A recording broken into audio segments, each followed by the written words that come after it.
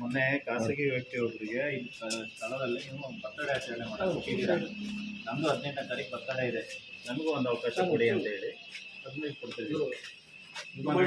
ತಾಲೂಕು ಬೇಲೂರು ಅಧ್ಯಕ್ಷರಾದಂತಹ ಪ್ರತಾಪ್ ಪಾಟೀಲ್ ಅವ್ರದ್ದು ಹುಟ್ಟುಹಬ್ಬ ಇದೆ 18ನೇ ತಾರೀಕು ಇದೇ ತಿಂಗಳು.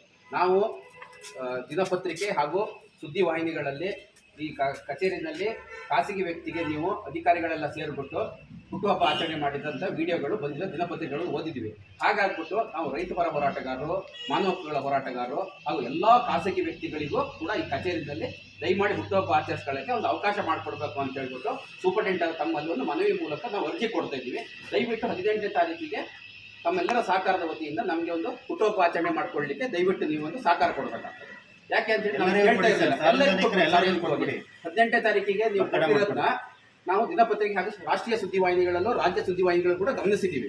ಅದಾಗಿಯೂ ನೀವು ಒಬ್ಬರಿಗೆ ಕೊಡೋದು ಇನ್ನೊಬ್ಬರಿಗೆ ಕೊಡೋದಿರೋದು ಅಕ್ಷಮ್ಯ ಅಪರಾಧ ಆಗ್ತದೆ. ಹಾಗಾಗಿ ದಯವಿಟ್ಟು ಈ ಮೇಲ್ಕಂಡ ವಿಚಾರವನ್ನು ಗಂಭೀರವಾಗಿ ಪರಿಗಣಿಸ್ಬಿಟ್ಟು ನೀವು 18ನೇ ತಾರೀಕಿಗೆ ದಯವಿಟ್ಟು ನಮಗೆ ಒಬ್ಬ ರೈತರಾಗಿ ದೇಶಕ್ಕೆ ಅನ್ನ ಹಾಕ್ತಿದ್ದೀವಿ, ಇವರು ಮಾನವ ಹಕ್ಕುಗಳ ಹೋರಾಟ ಸಮಿತಿ ಅಧ್ಯಕ್ಷರ ಬೇಲೂರು ತಾಲೂಕು, ಆಗ ಅವಕಾಶ ಕೊಡಬೇಕು. ನೀವು ನಿಮ್ಮ ಅರ್ಜಿ ಕೊಡಿ ಸರ್, ಮೇಡಮ್ ತನ್ನಿ ಆಯ್ತು. ಅರ್ಜಿಗೆ ಒಂದು ರಿಸೀವ್ಡ್ ಒಂದು ಸಿಗ್ತದೆ ಸರ್, ಕೊಡಿ ಕೊಡ್ತಕ್ಕಳಪ್ಪ ಕೊಡ್ತಗ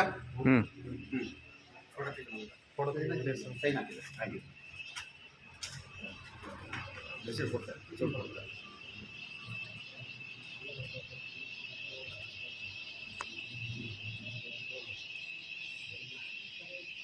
ಅಡ್ರೆಸ್ ಎಲ್ಲ ಹಾಕಿದ್ದೀರಾ ಸರ್?